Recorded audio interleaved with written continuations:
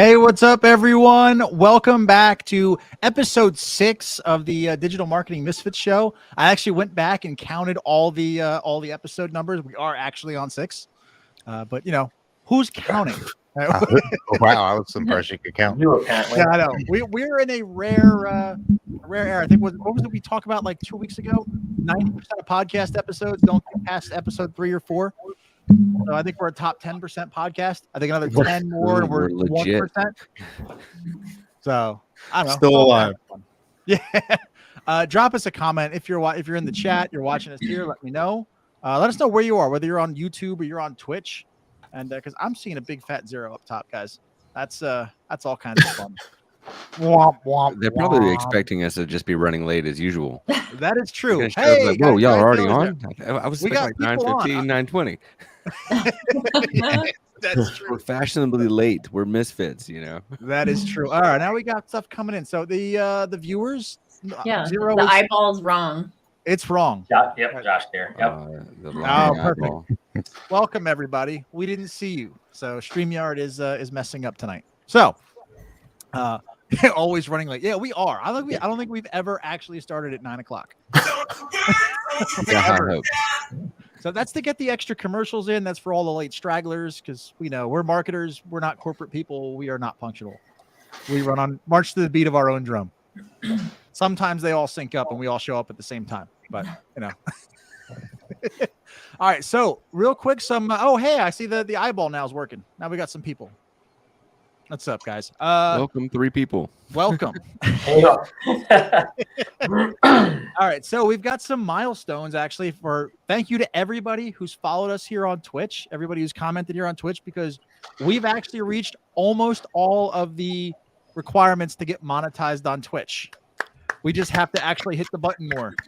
Because you guys show up, you guys talk, and we just don't have the hours and we don't have the amount of streams. So what do you guys want to see? Let us know in the chat. If you're on YouTube, let us know. Drop a comment watching a replay. And if you're on YouTube, come on over to Twitch, please. You're on TikTok. Come on over.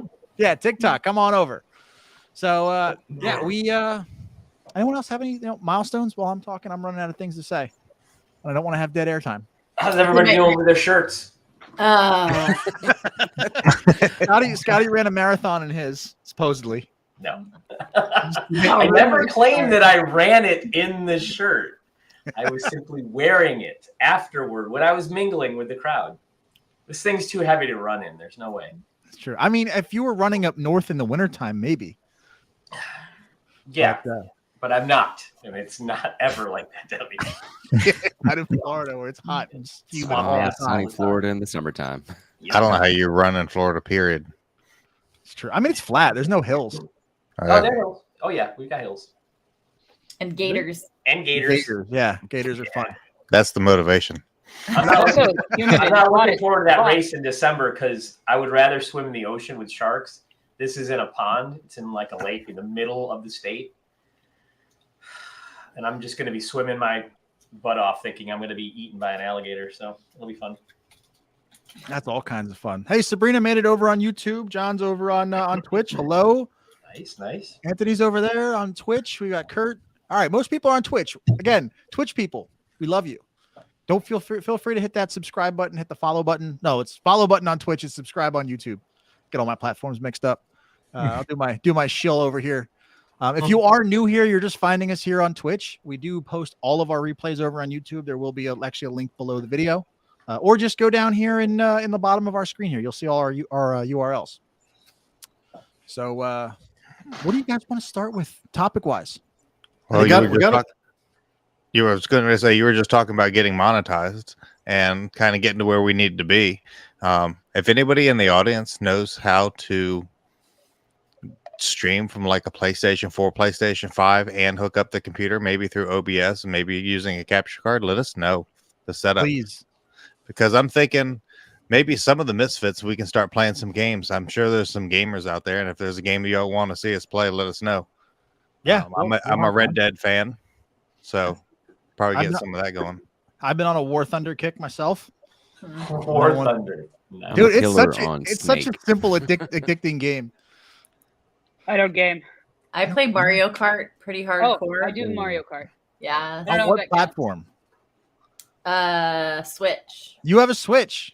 I have a Mhm. Switch. I play Mario Kart for Switch. Okay. Why don't we play together? We at least have 3 people. Hello. Can we do? Yeah. I've got a Switch too with Mario Kart. Can we somehow connect all of us? Up to 8. Oh, there you go. You Yeah. can do Switch on Twitch. Is that what you're saying? Yeah. Well, you Switch can on do Switch on which? Yeah. So yeah, you can do Switch on Twitch. I don't know. Again, let us know in the comments how we do that. We're definitely gonna mark that episode as explicit for swear words. Oh yeah. I'll Yeah. steal my kid's I get Switch for that. competitive. I get violent. That's awesome. Me too. Yeah. I'm I also definitely. Hey, and anyone here who has a business partner, play Mario Kart with them because you really get to know each other. When I sat on Adrian's couch and we were playing Mario Kart together, it was really surreal, but at the same time, it was super competitive. It was fun. Wow. I have so many questions. Who won? What did you learn about him? I mean, Or I is that learned something you can't disclose right now? I mean, he won. That's it. But he said Did I you was a let shit him? talker. So he's like, you talk a lot of shit. And you're not that good. So I'm not as good as I claim to be. But you can stream directly from PlayStation, I think. Yeah, the problem with streaming direct is they'll have no camera. I'll have nothing else. It'll just be me streaming, and that's all you'll see. Oh, we got a capture card too. So it is Prime Day, isn't it? So we're gonna get capture card cheap. What kind of capture card? Drop a link. Drop an Amazon link. And I think it's some type of. Never mind. We'll talk later. We can take it offline. Somebody wants to hear about the 600k hoodie. Oh yeah. Well, that's our yeah. hook to get them to watch to the end, right? That is marketing 101, people. So. It's not hard to use OBS. You need a capture card. That is the comments. All right, I'll have to look. The capture cards I'm looking at, they range from like $12 up to $300. I'm just not sure which one I need. Maybe the cheapest one will work. We'll go down a YouTube rabbit hole. All right, you guys want to just start with the $600 hoodie and then we'll go on our Gary Vee kick? Let's do it. Yep. Do it. All right, let us know in chat. Let us know hashtag I'm in. I'm not wearing that. I'm wearing my Lincoln Bio shirt tonight though. But yeah, Let's go. I'm in is dirty. Let's go. Let's go. Exactly. Hey, what's up, Chris? Been following Hashtag Dom in a box. Dom in a Going through box. Dom's course now. Yeah, Dom in a box. Yeah, that's we going through Dom's course now. Shameless plug, guys. I have a free course for basics. Go check it out. What? I have a course. Everyone has a course. We all have courses. Go take DM them me. all. I'll get you the link. Yeah. Link is in my bio. Yeah, exactly. All right, so let me actually pull this one up here. How one hold on, guys. Let me get the screen share going. For those of us who don't realize the story, what screen am I on here? Says it's missing some videos, Dom. It's still in progress. What's still in progress? The beginner course is. Oh yeah, it is. There's like they're all filmed, but if you're watching from last week or 2 weeks ago, I hired a VA, a video editor. He's been banging out like 3 a week, so we're thinking like 2 weeks it'll be done. So yeah, it is missing some videos, but we're getting there. Progress All right, so, over perfection. Exactly. Ready, fire, aim. So and it's free, so I don't mind. I mean, you can wait a couple weeks for the rest of it to come out, but there's already like 30 in there. So, all right, everyone here ready? This is $600,000 hoodie. There's that one creator made $600,000 in 60 days with only 200,000 followers. We had a creator, a guy called Matt Mager, who was an Instagram creator, 200,000 followers on Instagram. He created a red hoodie. It wasn't the most beautiful hoodie. It was just a piece of content that really fitted his community. It was almost like the punchline of his content. Red hoodie that he created said dialed in on the hoodie. He used Instagram to promote, so he used Instagram stories, he used Instagram Reels. People started buying the hoodie. People started to repost them wearing the hoodie. It was just a masterclass in how to sell product. In 60 days, he made $600,000. It demonstrates that he's got a couple of 100,000 followers. But if you understand your community and you understand how to put things in front of them that they absolutely could not get enough of, that's the type of success that you can see. Sometimes there's common misconception that merch or commerce is for big creators. Well, there's a good example of how it's not. Is that one creator me? All right, let me see if I can get that picture on screen there. There it is. That was actually a lucky click. So let's see. So it was $600,000 in merch sales with only 200,000 followers, which is like absurd. And that's the hoodie. It's the simple red hoodie for those of you watching on podcast platforms. And I appreciate every one of you. Didn't think anyone was watching, but it's just a red hoodie and it has the word dialed in across the chest in white. Like that's it. And it was 60 days. It wasn't. Yeah. We're talking like a very short time window too, and that's the power of content. 100%. He didn't say anything about ads, so presumably it was all organic, just stories and reels. Yeah. So what I gathered from that and what I found is he just wore it in every single piece of content and talked about it and mentioned it. And like, it just became part of his community. And like, I guess he would talk about being dialed in. Like I'm dialed in today. I'm dialed in today. So like, he just built that tribe of like people who were dialed in. It resonated. And then everyone just started buying it and showing it. And then people started sharing it on their platforms and taking pictures with it. Yep. And yeah, it was just started a movement off of a simple hoodie. It's like that's the magic sauce or something. Yeah. Mm-hmm. Yeah. You build a community around some content you're creating and maybe you brand yourself. Yeah. Yeah. I was gonna say Brand. personal branding, creating like a tribe of people that have this like ravenous obsession with your shared, like your commonalities, your shared interests. Yeah. I feel like that's a theme that keeps coming up every time we talk. 100%. I mean, it's simple. I mean, we give guys, anyone here watching, any aspiring marketers, I mean, we give away the formula. It's just a matter of just doing it and just staying with something until people start to resonate. Like, again, I think I talk about this in one of my videos. I can't remember which one. I've been on like recording my face off, but Nike didn't mean anything to anybody. And that little check mark swoosh, like that was meaningless when they made it, but they just kept wearing it and putting it on athletes and getting it out there and creating content and starting saying, just do it. Now it means something. Right. Same thing with dialed in. When he said dialed in, again, meant nothing when he put it on there, but now I kept saying it. I mean, same thing with, does anyone follow Bar None? Jake Bar on TikTok? Yep. GFC. Can we say that on YouTube? Great Friends Club. Yeah. Yeah. Yeah. If anybody Google Bar None or Jake Bar GFC, and you'll see what the GFC stands for. Not sure if we can say it, but he kept saying at the end of like all of his videos, and that just we can definitely say it. I mean, he's a Twitch streamer. Like, indeed, we can say get fucked, cunt. Hit him with the hard beat. All right, I'm not seeing one of those words that only Reagan can say. Right there. There you go. That's true. There we go. All right, so we're gonna put a 1 in the fuck pitch counter for Reagan. And I quote. And bar none, if you have any merch, go ahead and send it in. We'll pitch it for you, right? Exactly. Oh, he definitely says merch link in bio on every one of his videos too. Yes. Yeah, it's like the period at the end of the sentence, and it's shameless. Yep. That's what the GFC's about too. That's why he's always like Great Friends Club. Right. Yes. Get fucked, cancer. Like he just keeps changing the words around. G is content, and then if you know his content is very R-rated, right? Like that's his community. That's what it's built around. But he's built around a positive message to be good humans. Don't quit. Don't give up. Built around the mental health suicide statement. So that's what the GFC Club is all about. That's why he says GFC, hit him with the hard D. That's the whole message. But he's had multiple accounts banned because he makes controversial content. And because of that, every single time that he's reamped one up, I mean, he's at 100K overnight. Right. I mean, it's just the tribe, the community will follow you wherever you go once you build it. And he's taken his subscribers elsewhere, built an influence for himself over here on Twitch. And he started out in construction. Like I said, I'm on influencer talk. I don't know. That's how I end up here. But I mean, that's the future of, the economy. Like Mark says all the time, create your own economy. I feel like this is like the perfect segue into talking about crowdfunding and NFTs, because it literally is building a community that is willing to put their money into something that gives them either a status symbol of being part of that community or supporting that creator.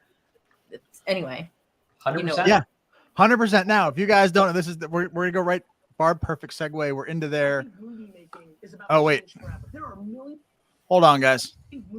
This is one of like 4 Gary Vee clips that I've seen in the past month where he's talking about this whole concept. Making is about to change forever. There are millions of movies in the brains of brilliant people today that can't be made because they're not part of the Hollywood machine. You will have young filmmakers who have brilliant ideas who will be able to go to the world and their audience like we do today on TikTok and Instagram and say, here's my script. If you buy an NFT from this movie and here's the image, maybe the NFT is the movie poster. The NFT is actually a smart contract for a piece of the back end of the movie. So you read it, you love it, you think it would be an amazing movie. Now you buy 4 NFTs and you own 0.001% of the back end of the film, but then the film actually can get made because that individual has raised enough money from selling NFTs. Then it goes out, then they own it, the audience owns it, and then it gets distribution from the way OTT now works. These are things that I can see from the blockchain that I don't think people are putting the pieces together just yet, and it will change the world. I think movies. Hold on. I'm back up. Sorry, guys. I probably had a bad echo there. We don't know what we're doing. Messy action. I just muted you. It was fine. No, I saw host muted your mic. I'm like, I know exactly why she did that. That's for amateurs. But I mean, that is essentially, I mean, like you said, as you're a creator, you create your community. People are willing to support you. And again, how many artists are there on TikTok where they build a following? People love the art. How can I support you? NFT. And now I know right now, like crypto crashing and everyone's like, oh, NFTs are scams and rug pulls and all kinds of stuff like that. But most are. But the idea of just having a verified smart contract on a blockchain, I've been reading a bunch about it, and it's such an interesting concept. Like I liken it to like PSLs. Remember when PSLs were big with sports stadiums, where you buy the personal seat license and you can buy all the tickets? Thought you were talking about pumpkin spice lattes, and I was like, oh my god, It's a little early, Dom. You're one of my people. Talk to me in 2 months. It'll be PSL season for sure. Yeah, really. But yeah, no, that's, I think, kind of going back to what we were talking about right before we went live, is the idea of cutting out the middleman who is kind of controlling what you want, what the end user, what the consumer wants, or what you think you want. And we're being fed, not to sound like it's a conspiracy theorist, but really the government, corporations, big Hollywood movie studios are all telling us that, kind of controlling what we get to experience or get to like, or what we're aware of, in the news or entertainment or whatever it is. And I think that's so dope and it's so Gen Z, I feel like, to take that power and kind of be able to crowdfund things that we actually have interest in. I love that so much. Like, even if you think crypto is whatever, I feel like in probably 5 or 10 or 20 years that crypto, whatever, but NFTs are going to be, at least that model is going to be so huge, because we like the little people, like the creators and like the individual humans get to opine. And not just that, but then we get like, if we're like, yeah, I invested in this, I saw the merit in it, and this is dope. Yeah. We get to reap some of the reward by putting our skin in the game, Yeah. And I think that's just beautiful. Did you ever hear of Matt Best or the movie Range 15? He was a former Ranger who was in 3rd Bat. He got out and he started doing YouTube. He got pretty good following, and he was a Ranger in a pretty small community. That's what they did. They made a movie. It was crazy, insane kind of Ranger humor, but he got Vincent Vargas. Do you know him from the Mayans or whatever that bike show is? Oh, I know the Mayans. Is he the main character? Yeah. He was another Ranger, so he was in there, and then they got some Hollywood actors who were like, yeah, that's kind of a good idea, and they crowdfunded basically a Hollywood movie well before NFTs. But just what you were saying, Barb, you get that following of people who are like, yeah, I want to be part of this, and they'll pitch in some money. I love that. It's like there's going to be no more starving artist syndrome if someone's willing to create the project and put themselves out there, right? Boom. My favorite part about TikTok is that the musical artists that blow up because they tell a story with their music. When you think about the guys, Andrew Giannis, I think that's something his name, or Giannis or something. He did a big country song where he was just cooking in the kitchen, but then he kind of told the story about how or how he wrote the song, or it just kind of tells the whole process of, have you ever had the really bad heartbreak, and then they just go into singing the song. And I just think that with that process, you don't end up with the situation where they're trying to get a label. You've got people that are willing to promote your music for you because they relate to it and because you're telling a story. Is that a country music? Did his dog run away? All that? More like a single mom and wine. Okay. Gotcha. That's definitely country. But I mean, Jamar, you own a couple NFTs. You're in that world. I mean, tell us on some of the projects. I mean, you're in some of the utilities. So this picture right here is a picture of an NFT called Jungle Freaks, and what actually got me into this is the story. Yeah, the story is really, really cool. So the son is like our age, and his dad he was a Hustler magazine cartoonist for like 40 years, and he's in his mid 70s now, right? So he was really, really close with Larry Flint, and the story is what kind of drew me in, because his son was trying to figure out a way to get his father's style of artwork out there. And so he went to him and said, why don't we turn your artwork into, like, they wanted to turn it into an NFT basically. And what they ended up doing was taking zombies and gorillas and like creating kind of like this, it's like this kind of like cartoonish style, like combat between the two. And what's really, really cool is that it went from that into now they're creating, out of the characters, they're creating these 3D models that you'll be able to use. Like I own that NFT, but it's going to be created in a video game that's a play to earn. So you'll be able to play in the metaverse as your character, as the NFT, not only in like first person shooter games, but there's other games being created that are like Mario Kart style, where you can, because they had an additional collection come out that you could purchase vehicles. They had all these different ratings. So now you can drive these cars in the metaverse and earn what's called world tokens. So like the rabbit hole goes really, really deep. But the thing is that the story is what brought in all the initial investors. And I think they made like 20 or $30 million. And that was enough for them to go out, give his father, a piece of the pie so his dad could retire. And then the son took the money and he's creating all of these different like metaverse video games with it. So it's pretty cool. Sweet. So basically that guy in your picture, like that's you. If anyone sees that character in a game, that's not somebody that selected that character. That's Jamar. You are a one of one character. It's one of one. Yep. That's awesome. So cool.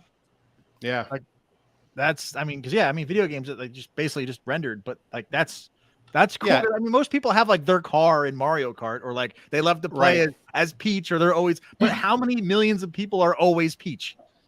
So also this character here, if I start playing the game and I start building him up, his score can actually go higher and higher in the abilities and things that he can do. So the value of what he's worth inside the game for what he can earn will actually go up. So I could sell this particular character for whatever the floor is or whatever the market value is for this particular character inside the video game. So I could play the video game for 2 or 3 years, and his levels or his performance could go way up. And then instead of selling him for $5,000, I could sell him for $50,000 or whatever the market will pay for him. Right. Yeah. Like think about like what's the guy with the blue hair? Is it Ninja? Is that Twitch? Help me out here in the comments. I think his name, the guy that has like the half blue mohawk or something. Who plays like he's a Ninja. Yeah, he's like really good at every game. Think about if he bought an NFT, was a character, maxed it out on Twitch, and then was like, oh yeah, who wants to buy my character that I played? And I like leveled up. Like somebody like, I mean, if I was a game that I wanted to play, like again, I'm on a War Thunder kick. Okay? Either you play the game and earn up all the different planes, or they're always like, buy 25 golden eagles for $10 and we'll give you a better plane. I'm like, and I'm sitting there and I'm like, I'm just here to unwind. I'm not taking this seriously, but like that little thing dangling, somebody who's got more money than time is gonna be like, I just want that character that got leveled up. Imagine that chick that streams on Twitch and writes people's name on her arm with a Sharpie. Like Yes. what an NFT for her would be like. I don't even know what that would look like, but if anybody wants to see this, she's actually probably live right now. It's every night. Amaranth. She's probably on your recommended side she's like one of the second or third largest streamer on Twitch. But number one on OnlyFans too. yes, she's number one in the world on OnlyFans. knocked me off my spot. That's awesome. But, yeah, I mean, that's like you said, if you are somebody who I guess levels up, or again, people would buy an NFT of her for sure. Mm-hmm. Yeah. Gamers, NFTs are a way to monetize gaming. That's not, Yes. I mean, yes, like streaming on Twitch and brand deals and affiliate deals, cool. But there is another, like, people are willing to pay, people who have more money than time, typically in the business community, because now, you know, they have a business that they have the money to spend. And I want to get back to playing Mario Kart, but I want a maxed out character. How much do I have to pay? So if I was gonna say, if you think about it though, for over a decade now, that apps have really been around, because I think smartphones have really been around since like 2007, 2008-ish. Right. If you really think about it, a lot of those apps already had in-game currency. It just wasn't cryptocurrency. Right. Like, I mean, if you guys can think, you can think of all different types of app games that we all play and waste time on, or we have in the past. A lot of those had in-game purchases, and that's how the apps actually made their money. You would download the app for free, and then you would need to purchase something to be able to, you know, like Candy Crush, right? They would give you kind of like extra boxes or whatever to blow up your map. Yeah, all of the same stuff. So imagine there's with these metaverse games now, including NFTs, now you could spend years on a profile and actually sell that profile because it's like a one of one. Yep. So, yeah, I mean, there's so. Oh, go ahead, Sadi. Off of NFTs, but still on Gary Vee. The other clip you had where he was talking about not even have to apply to a job. This relates to that, where he was talking in there, and the one guy was like, "Oh, you're talking about the big players, $1 million." He's like, "No, kids can figure out they only have to make $60,000 and they're happy. You can do that in video games. You can do that with whatever you feel like doing. You don't have to be a millionaire to make.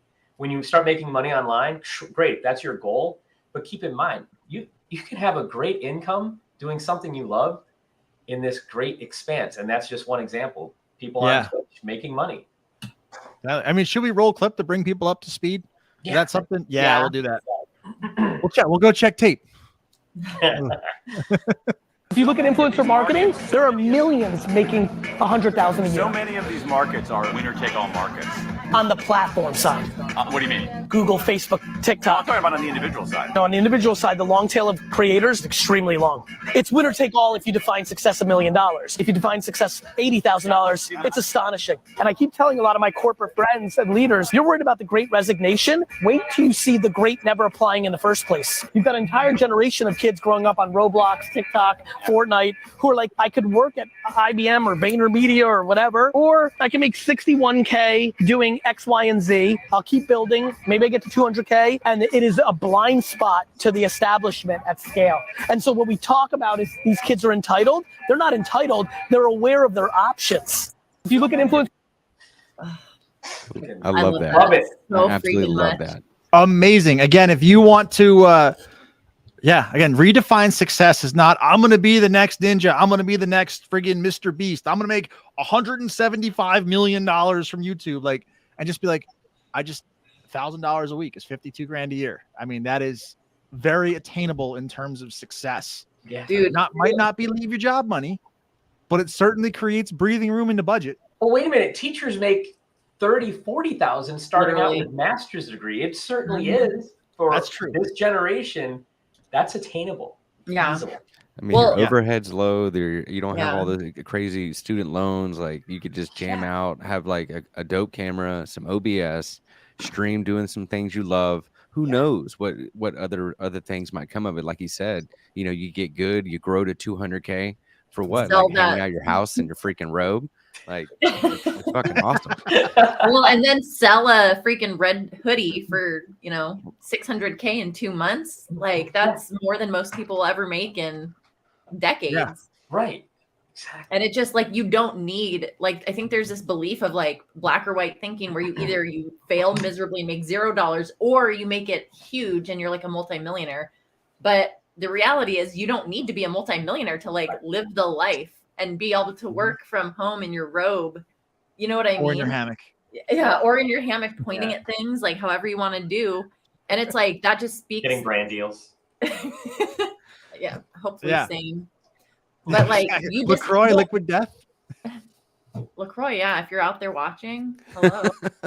But it's like you don't need to beat every other person in the world. You just need to find your people. And then those people will kind of crowdfund your existence and not having to go work at some blowhard corporate job. Right. You can work wherever, travel wherever, do whatever. Like, that's the beauty of it all. Chalk it up to a 6% inflation rate, and what 6% is to your yearly salary or hourly salary or whatever it may be. You worked your ass off to not even get that met in inflation, to when you could be creating that raise for yourself in your part-time. I mean, I started doing this whole thing just to make a little extra money to get past ends meet. I happen to create something that I love, that I get to still do my dream job. I have my dream job. I'm working for a purpose for so many things during the day, but like I have so much more breathing room where I can focus my attention towards my purpose and live with intention and still build something that I'm actually proud of in the background that's going to last a lifetime. That's right. That's absolutely right, Rick. I love the big picture theme of both of those Gary Vee things, from the NFTs and allowing these like bands to, because in the past bands were like, you had this following, it was like really cold, but like now they can get on these social media apps like TikTok, doing Twitch or YouTube Shorts, whatever, and build like that brand for themselves to where it supersedes just like that little niche market that they're stuck in, and now they're able to do whatever, like blow up and make ridiculous films and go on tours without ever having to ask for a dime or a record label to say, okay, we'll put out your song. You know what I mean? Like how many bands never made it because somebody sitting in a corporate office never said, you know what, no, that's not going to sell. But it was, think about the beautiful art that we all missed out on all throughout the years until like this whole economy thing and the internet and the endless opportunities. I think it's absolutely fucking amazing. Yeah. I mean, and even that, like, just again, you start publishing, you're going to get in the right hands of the right people. Like you said, there's so few people with so much power in the old model being like you said, oh, that's not going to sell. Pass. Like, think about just like Scrub Daddy, right? That's everyone getting passed on Shark Tank. Yeah. Right. Like that was 4 people go, oh yeah, no, that's not going to sell. So like without social media, they probably still would have made it, but it would have been a lot harder than had they hopped on like TikTok and just blew up and became like, it's crazy how democratized. Yes. Like chances or I don't know, you know what I'm trying to say. Success has become because there's everybody, especially with the new algorithms on short form platforms in general. Like now, I'm not saying like sounds or hacks or the 7-second loops or whatever, but they're now. I'm also been on a Gary Vee kick. If you can't tell, Gary also had a video where he's talking about them being interest based instead of network based. Right. MySpace, you had to be in the top 8 for people to see your shit. Right. Facebook, you had to be friends to start seeing stuff. There was very rarely something that was you saw from a stranger. Right. Instagram, straight up, if they're not following you, they don't see your shit. Right. Then comes along TikTok in 2020 and goes, we're just going to show people stuff they're into. Who cares if they're following them or not? And then all of a sudden you strike a chord with a lot of people are interested in what you have to say. And this is how people are going viral with 100 followers or going viral on their second video, getting 1 million views. Yeah. So and that's got the legacy, like Barb was saying earlier, legacy media, but legacy everything. All the corporates are trying to figure out how they can monetize, but it's going further and further toward the content creator and the average person. That's what ads, when you're going to see, we talked about this in one of our episodes, the ads on TikTok aren't going to do as well as a brand deal where the person is just acting like their fans know they are. Somebody's going to come in from an ad agency and think they can do the same thing. It's not going to work because the customer base now wants the normal content creator to do it. I think anyway. I mean, absolutely.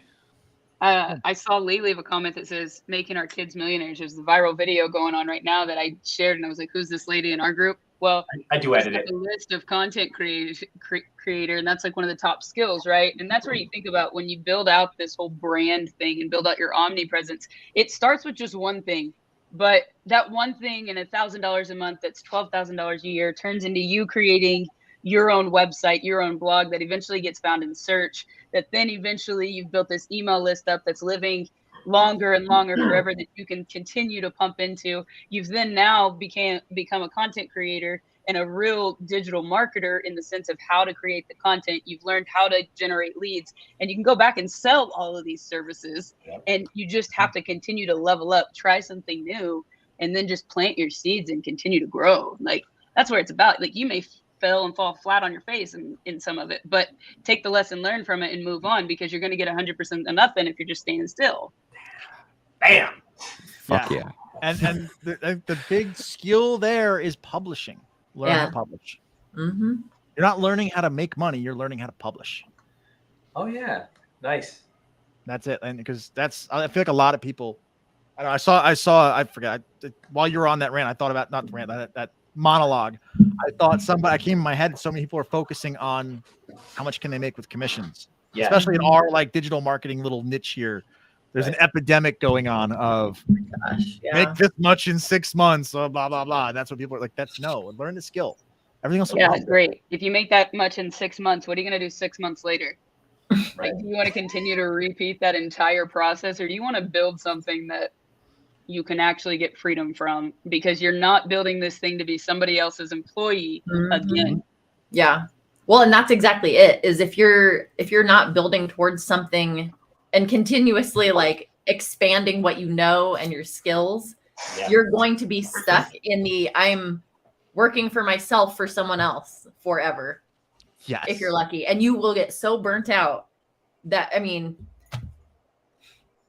you'll want to go back to a 9-to-5. I mean, honestly, because at least you get variety and you can like kick back and chill every once in a while, and you don't have to do like 6-hour lives and stuff. But build your skills, put yourself out there, be vulnerable. I was just having this conversation with multiple people today. It's not about going out and try to sell something to people like right off the bat. Like, people dial in, they want to hear and see stories. That's why people watch Keeping Up with the Kardashians. Like, we want to see character. Like, all the Bravo shows too. Yeah, I mean, absolutely. It's just like regular people. Some are just like over the top. But we want to see people going about their lives so that we can somehow live vicariously through that and like experience the emotions that they're experiencing. Like, that's why people like movies. That's why people like TikTok. We want to see story. And when you're just love travel content. Yeah. Like, if you're trying to cram products down people's throats, like, nothing will turn an audience off faster than, here, buy my thing, see how great I am with the explosion. I posted a TikTok. Ben said earlier. TikTok about this today, and in the group, about that brand deal that the Golden Retriever trainer did. I don't know if you saw it, but it is a great example of a product promotion without actually really mentioning the product at all. It's our favorite Golden Retrievers. They are training how to get your dog comfortable around the vacuum. And it's a paid promotion that, like, now it's naturally, organically going to convert for people that are just watching his content that he's built his community around. And now they can also run sponsored posts behind it, etc. They probably own the content, and it all was value based. It was educational and entertaining, because you didn't even realize that the product was the center of the content. Right.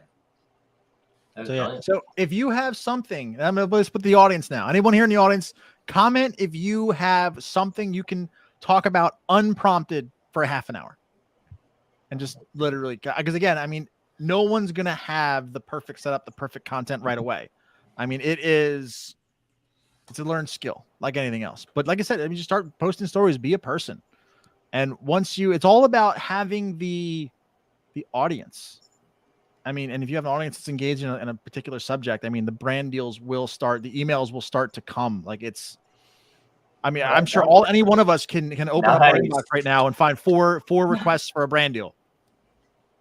Just because we've built an audience that's engaged around a specific subject.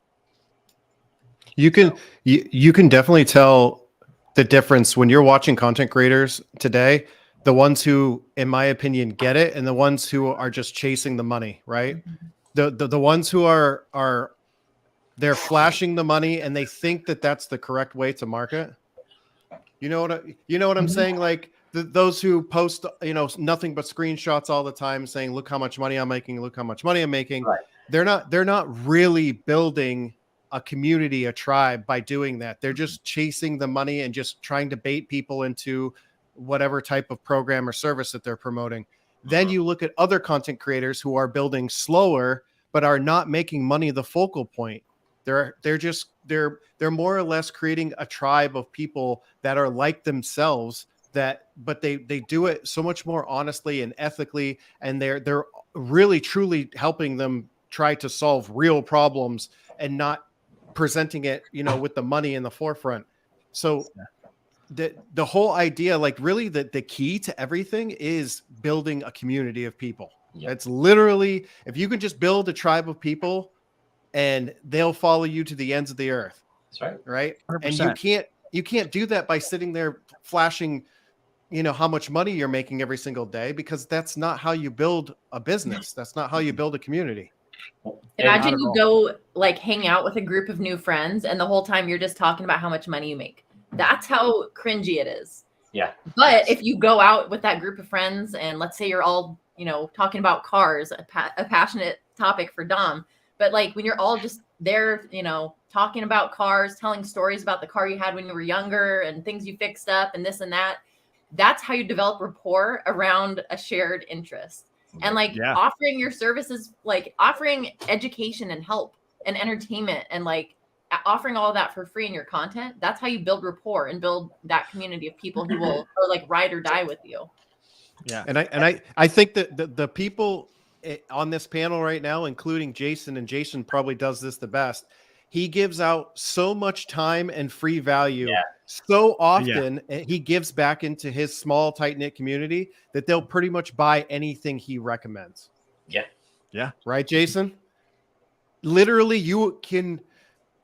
But the thing is they're buying not just the product, but they're buying because the value that you gave them, it's a fair trade, right? Because you give. If you're going to recommend a product, they're going to trust you to purchase it. What's another interesting thing about that small tribe you were talking about? Two things. That the small tribe, you can make your 100 grand or even $1 million on a small group of people in the context of the world. You don't need to have everything. But without a small following, I would have never met you guys and had other opportunities and kept doing other things. So you, like Barb said, and Regan said, you meet those like-minded people who aren't talking about the glass butt plug and how much money they make, but actually things that everybody's interested in and how you can help each other. And Jason, like you said, Jamar, just out there helping everybody, then you would not, you actually have a tribe and a bunch of friends that you can hang out with and talk about other shit and maybe start a podcast or whatever. Mm-hmm. I feel too that I think this would be a good leadway into building a tight community and keeping your inner circle tight. I feel like there's a lot of go-to people in that group, and I would have never known them without getting into that group. And I feel like also a lot of quote unquote coaches or these gurus or whatever get people in, they've made their money and now they've ghosted them. And these people aren't finding success. They're feeling burned. And I hate to see that. And I hate to see, that. I've had everybody in this room, we've all had that happen. So we can all relate. And I hate that feeling, and I didn't want that to happen to other people. So I came out of a genuine place as, yes, I'm building a group. Yes, I'm building a community, but I was also building something where I've been burned. I don't want to see anybody else burned, which it does create the trust. Sure. Yeah. I say, this is what I'm doing. And it's what I'm doing. It's me just being upfront, honest and clear and whatever. But when I do that, people are like, oh, I want to do that too. Now, sometimes it's a little shiny, and obviously we all have that shiny object sometimes. But that was my whole business was built on trust This is me. This is me being transparent, and I actually want to help. Yes, sir. There it is. Build that personal brand, people. Build that personal Absolutely. brand. Yep. And it doesn't, and again, it doesn't have to be marketing, business, making money online marketing. I mean, I pulled this one up here. He's been coming across my FYP. I followed him. Anyone seen Luke from the fishing vessel Southern Girl in the Chesapeake Bay? No. Yeah, I actually talked to him. Oh, nice. Did you? Yeah. Like in person or on TikTok? No, I started talking to him on TikTok. Him, and he's got a rival, another crabber. Oh, really? And they mess with each other on TikTok all the time and mess with each other's pots. It's pretty funny. Yeah. I mean, he doesn't sell in any of his videos. He just educates people on types of crabs. Like he talks talks about the little guy, about how much they molt when they're there, and just educates people on crabs and fishing and stuff like that. And I see every one of his comment section is like, where can I buy your crabs? Where can I buy them? That's exactly it. And he never has any inventory because he sells out because of TikTok. Yeah. Obviously, there's 1.1 million people that follow him, but you can't even buy crabs in his bio. Yeah. That's awesome. Yeah. I'm sorry. I didn't mean to cut you off, Jason. We say 1.1 million people that follow him. Does he have merch? He does have merch. Let's see. I think he We've does. got because I'm also going to plug this right now. If you're creating content and you have one of these looking things on your page, stop. Serious. Like, please just build a community. Put an opt-in page. Lead them to directly over to your community, and then have all these links there, and then follow up with them automatically after that. Like, throw this page in the trash. No offense. Spend the $99 a month. I promise it'll pay for itself. $99 on what? Card whatever you want. But I'm not going to tell you what to use because it's all just the gears that make the vehicle turn. Correct. There's so many options to choose from. You can What's go that free, Stan you store? can go What is low that thing cost. going There's on so right many now? options, but you're 100% right. Build that community. You know, you can have people transcribe those TikToks into blog posts and put it on YouTube, have it all funnel back to just simple pages. And yeah, now you've got a community of people that just vibe with you, and now you don't have to worry about where they're going to go. And then they can let them make the decision they want. But yeah, that's a great point. But I absolutely love the whole theme of tonight, guys. Like I am like really digging this whole personal brand and like really leveraging you as being a creator and not having to depend on the big man, the little, anybody else. Just you getting out there, being your fucking self and being badass with it. I absolutely love that. This shit gets me pumped up. I'm sorry. No, it's this awesome. is the thing I could sit around and talk to 30 minutes unprompted. Yeah, and dumb, and dumb. We've talked about this on, I think, ad nauseum. Basically, like if you can create content and not sell, you can create some of the biggest raving fans. Like I've watched YouTube videos before where it's storytelling for 25 minutes, and then at the end, for like a 10-second call to action, they're like, oh yeah, if you're interested in this, here you go. And the video didn't sell at all the entire time. And I'm like, wow, that's how you actually do it right there. Yeah. Where it was almost like subconsciously, like the crab fisherman guy, he's not selling his merch or whatever. He's just basically creating content and showing his daily life. That's how people become raving fans of the storyline, watching every day, watching him mess with other people's crab pots and stuff like that. And then in the back end, he's like, oh yeah, by the way, if you want to get a sticker, you want to get a sweater, it's over here. So yeah, I mean, that's we used to call that in the car business. You have to earn the right to ask for the sale. And there's so many people who don't earn the right before they start asking for the sale, and they go, how come I don't make any money? Like when I learned, I got my background starting car sales. Like if shake hands with somebody on the lot, hey, welcome to ABC Motors. Like the worst thing you could say at that point is, hey, if the numbers are ready, you want to take a car home today? Like that's what people are doing on the handshake when they start making a TikTok account that's just trying to ram a product down their throat. Right? You have to get to know the person. You have to, product selection, demonstration, all that. Go through the steps, spend the time outside, and then by the time when you come inside and you ask for the sale, hey, did I do my job? Did we find the right car? If everything's right, are we ready to do a deal? Once I use like my first owner, he would say, if you spend 15 minutes outside and an hour at your desk, you're going to make no money. But if you spend an hour outside on a lot with them, you're going to spend 10 minutes at your desk negotiating. You're going to make 4 times as much money on the deal because you've earned the right to ask for the sale. That's right. And that's what all of these big content creators have in common. The ones that make all this kind of money is that they spend the time out on the lot, so to speak, not asking for the sale and only after they've earned the right. I love that analogy so much. Yeah. Like, it's just like, I mean, the analogy I always talk about is like dating. It's just like, you go on a date with someone, you're not asking to get married the first date. Like, you have to do all that whole get to know each other thing, like self-disclose and tell embarrassing stories and like offer yourself to that person before you get to the point of, okay, well, I want to marry you. So are we going to do this or what? Do you know what I mean? Yeah. Like, don't be that creeper. Yeah, Exactly. I mean, and going back to NFTs, I mean, at some point, I'm going to put this on recording. I'll have an NFT at some point that maybe not this week, maybe not this year, but I like the idea of that being almost like country club fees. Like, as a creator, how many people do creator meetups at like something like VidCon, big corporate event where the creator probably pays to be there, and then people pay the company VidCon to meet them in the room, and the creator gets a piece of the pie that's this big, versus, hey, I'm selling 1,000 NFTs. If you own one, you get in the door. If you've got 5, you get mid-level access. If you own 10, you get in, like, you go dinner with me. All right, we just chat over drinks or whatever. Like, people are gonna buy. It's on, if the creator creates that community, those NFTs are going to be worth a lot of money.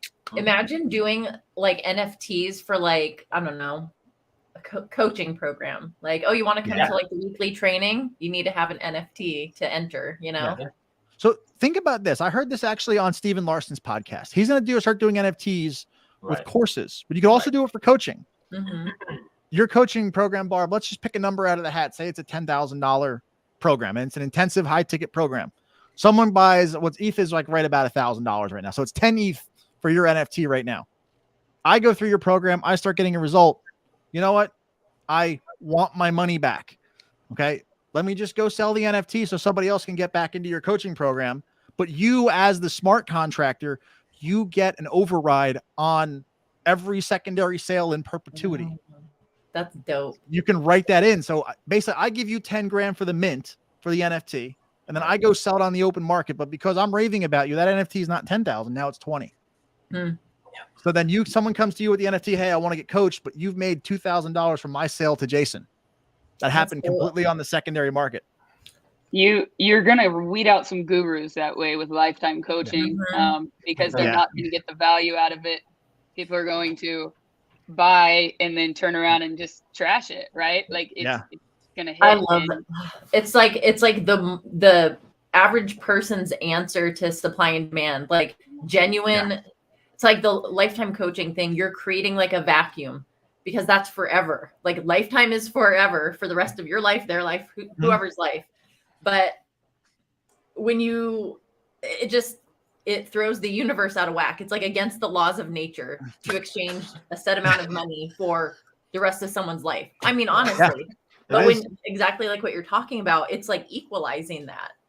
And I think it's an answer to that. And I feel like there's going to be a collaboration in our near future, because I just love that so much. I actually have one of those NFTs. The only NFT I ever bought was a guy some big name entrepreneur.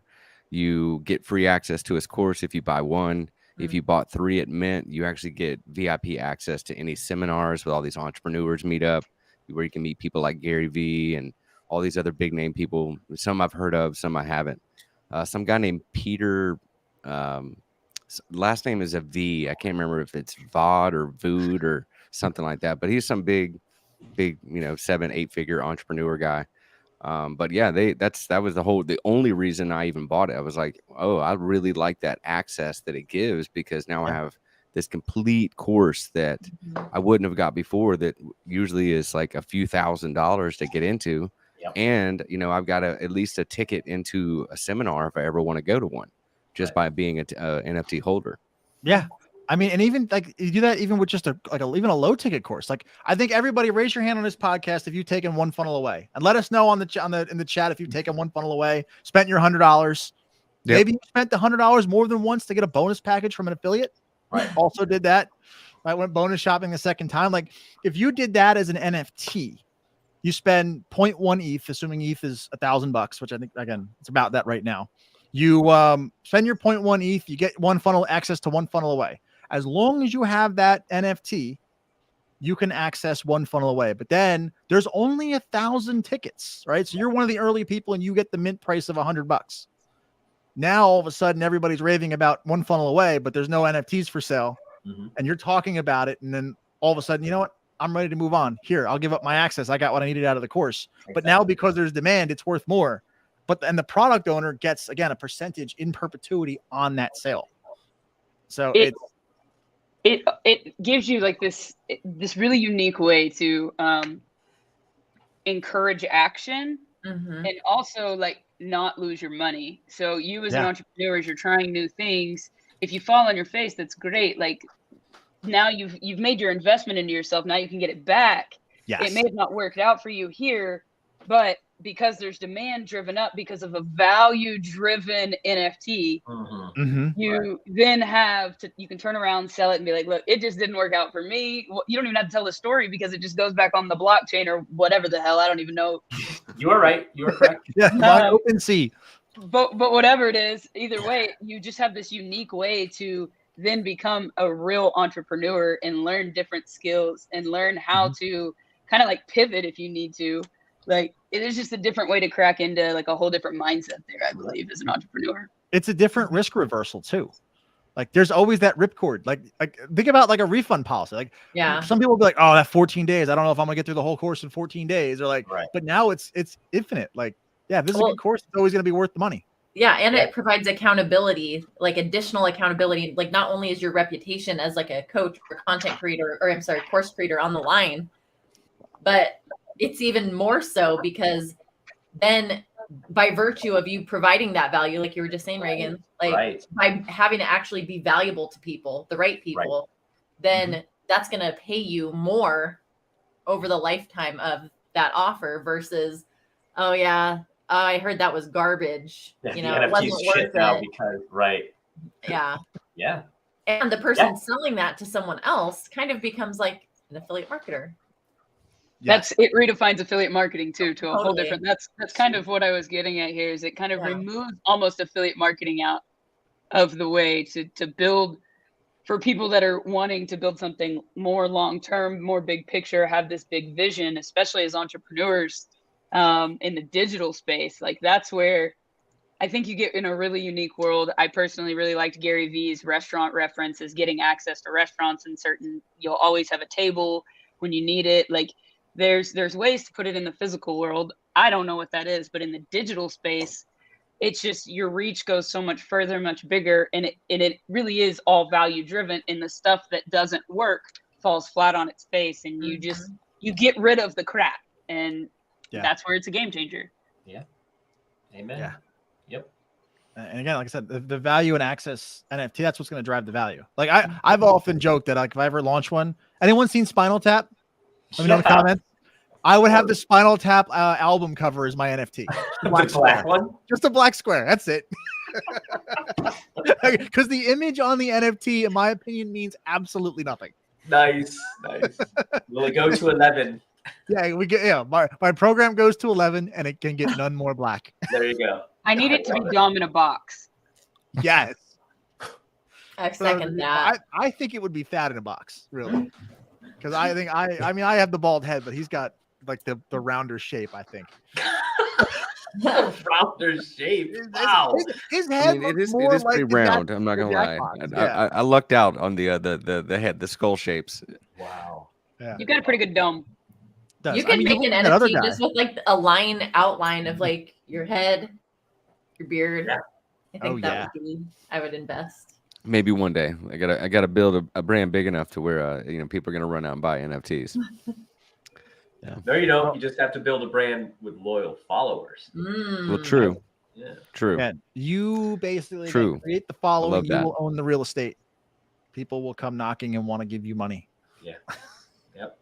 But we haven't plugged YouTube in a while. So guys, if you want to see the replay of this, if you're joining us late, we have all of our replays over on YouTube. Link below. If you're listening on podcast, I think I put it in the show notes. Maybe I didn't. I don't know. We don't know what we're doing. But go go over there, go subscribe.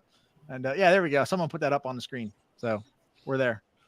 I don't know, guys. We just hit the hour mark. Do we want to just keep going, or is this a wrap? I'm enjoying the conversation here, but we normally go for right about an hour. What do you guys think in the comments? Let us know. You guys want to keep hanging out? Does anyone else want to keep hanging out? I would love to, but I also do need to go eat dinner. Oh, that's right, Barb. Yeah, I forget. It's like lunchtime for you on the West Coast. It's basically breakfast. So go have your avocado toast. And that's why I was over broke. Right? One day you'll be able to buy a house. Don't worry. Yeah. No, Barb has probably a very, very nice house. It's only not the avocado toast. It's 8 o'clock is like my bedtime. Hello. You need to stay up for the after party one of these nights. Oh. That's true. I don't know. The comments are saying to keep going and hang out. I mean, I made the offer out there. I apologize, guys, but we got to get our stream hours up to get monetized on Twitch. I just ordered my card for hooking up a PlayStation to my computer. Now we got to figure out how to do a Switch, because I think most of us have a Switch too. I figured if it's the same. So if it's Switch or PlayStation or whatever, the video capture card should be the same. Oh, what is it? Just HDMI and it makes it USB? Yeah. Oh, that's cool. Did you get a Prime deal with that? Yeah, it was pretty cheap. I am using the Google machine to figure out how we can do it as a group. Yeah, hopefully the cheap one that I got is good enough. I think it will be. Finally, I did go a little above and beyond and got a most of you guys have seen my setup. I have used every single port that my laptop has, and then I bought one of those big like hub adapters, and every single one of those ports. I don't have a single I don't have one either. Nothing, like zeros. So I had to buy another USB-C hub for the other side. That's what I got. I've got 2 4 USB hubs into my big hub. And now I'm full. Let me imagine with all the this. You extension have cords one big plugged block in, hub with then Griswolds. 2 4 more like adapters coming off of it, like an extension cord with a like a strip on it with another strip attached to that extension cord. Oh my god! To fit, like it's like a whole like Griswold National Lampoon's Vacation Christmas light setup, huh? 100%. Yep. I mean, dude, I have a power strip in front of my desk too. That's I think 12 or 13 outlets. It's full, and I got 2 extension cords coming off of that. Although I did check with Jason, my house is wired in 12, and I've got 20 amp circuits, so I can actually handle it. So, yeah, we don't need all this fancy stuff, guys. No, I'm in a hotel room. Yeah, Let me just make that clear. I'm sitting in a hotel room, speaking into my laptop with AirPods in my ears as the microphone, and a tripod to my right. That's it. You don't need fancy things. So no. Yes, it's fun to buy the toys once you get to that point, and you'll always want to level up, but just don't think it's going to hold you back now because we're sitting on a podcast telling you this. Like, fancy old hotel room here, lighting. Cheap old microphone. There it is. Yeah. I mean, look, it is an accumulation of stuff, especially, I mean, when it's a tax write-off and it's like, I can write it off. Yeah, The write-off people pay for it. That was that sound on TikTok. Oh, the one from God, my wife watches that show like nonstop. Yeah. I mean, it was Ew, David. I have Frankenstein's monster as a setup. I mean, I've got, again, you don't have to buy stuff all at the same time. Like I've got one monitor from 2 computers ago that died. I got another monitor from 1 computer ago. I've got my, like, it's again, Frankenstein's monster. You'll collect things over time. That's kind of what happened. Like you go through your first $10 tripod that got you through your first 3 months, and then you have a desk tripod. And then you have, your first microphone that sounds like absolute trash. It's just there it is. You'll go through it, and it's fun, and it's a process. And like to go back and watch your content, like honestly, the funnest content I ever made was the stuff that didn't have any fancy things. Like once you start putting stuff up in front of you, like you're leveling up your content production, right? Like that's the point of that. So you're putting a little bit more effort into it every single time, and you can get a little stiffer in that. And so enjoy it while you're there. Like don't think you need the fancy things to chase. No. And here, if Kurt or anybody else tech is still on the stream, I was using this monitor up until like 2 weeks ago, It's just a VGA input. I had a VGA into an HDMI into a USB. I had 2 adapters. When I met you, you had like one of those pocket PCs that you were running everything off of. Oh yeah. Oh, I was like, dude, what are you doing? You're like, I'm video editing. I got to do this. And I'm like, dude, what are you doing? Dom was creating content with a Raspberry Pi. I mean, it wasn't far from it. It was not. It was. I think it was a Core i3 running integrated graphics with like 4 megabytes of combined RAM. And I was running video editing software. It was hot. I heated my house with it last winter. One day I just decided to just go, no, I'm done. Blue screen, it was done. I was like, all right, well, it was nice when it lasted. All right, guys, I'm going to drop off and eat my dinner. Have fun. Don't do anything I want to do. Bye. Have a great night. So, and then there were 6. Did we hit all of our show topics tonight, Dom? I think we did. I mean, we didn't. We had a fairly long list today. Yeah, you know, if this ends up being like anything like my live calls, the first hour is shit, and then anything after is like gold. Yeah. And by the way, for anybody here on Twitch watching live YouTube, I'm gonna cut off the first hour when I upload to podcast. Yeah. So you best be staying on Twitch. Jason turns off the recording and like everything, all gold. It's golden hour. Everyone starts asking questions. It's the weirdest things. It is, but that's where all the fun stuff starts opening up. Everybody's mind is blown. I'm like, yeah, none of that was recorded. So if you didn't show up, you got none of it. Yeah. Oh, we have a question from the audience. I don't know, but if you want to help me out, head on over to Redbubble. My link. I'll drop the link. Drop it. I don't care. Drop it in the comment section for all the people on stream. You know how long it will take. I haven't done a damn thing with it. Navigate that thing. But I mean, so to go back to Jarmar's original question, I didn't do TikTok SEO or the Amber Heard lawyers shift. Keep it. We did that. Keep it for next week. Okay. Because people are already asking me, are you going to update Sniper School? And I'm like, I don't even know how it works yet. Nobody knows how TikTok SEO works yet. I'm starting not enough to try to use it. We'll see what happens. What'd you say? I'm starting to try to use it. We'll see what happens. Use it, yeah. And you know what? That's how all SEO works. Is like exactly. It's not like TikTok's not going to publish. Here's how our algorithm gets ranked, and then everyone goes and reads it in secret. It starts with testing. Like, so Reagan, you could probably become a TikTok SEO expert if you figure out, like, you test stuff like, hey, that worked. Let me try with another piece of content. Hey, that worked again. Let me try this. Hey, that worked. Now I'm onto this. I cracked the algorithm. Now you create an SEO course. I feel like it's that way for any side hustle though. Like any side hustle, you can side hustle your way to 6 figures. Like it doesn't really matter which way you go, whether it's flipping stuff or affiliate marketing, or you want to go crazy on eBay and do antiquing and stuff like that. Like there's a million different ways to go out there and side hustle into 6 figures. Like I think people obviously shiny object syndrome is a big deal, but like, I just feel like anything has the potential as long as you just stick with it long enough. Yeah. Yeah. It's really just continuing after you get that proof of concept. And most people are like, oh, I'm not rich yet, even though they get their first $1. And they're just like, I'm not rich. I didn't make $1 million. I'm just going to quit because, I can go work the rest of my life. Right. Like, yeah, I only made $30,000 this past year. I'm not 7 figures. Like, and I'm constantly always wanting to test and try new things just to see if I can make it start to work. My problem is sometimes I don't stick it out long enough before, I start wanting to learn about doing other things or, one thing or another. But you guys know right now I'm in the process of trying to figure out, a fairly passive way of earning money.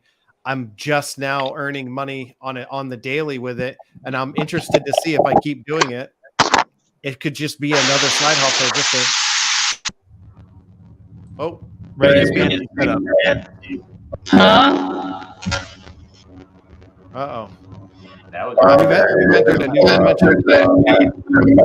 right. Who turned on the Hadron Collider? I was gonna say we entered a new dimension. What do we got? Hold on, is it me? Is it me? I don't think it's me. Is it me? I think I'm in the clear. I don't know. How about me? Is it me? No, Mark? not me. Who? What? Jason. Oh, it's Jason. Jason. Look at him.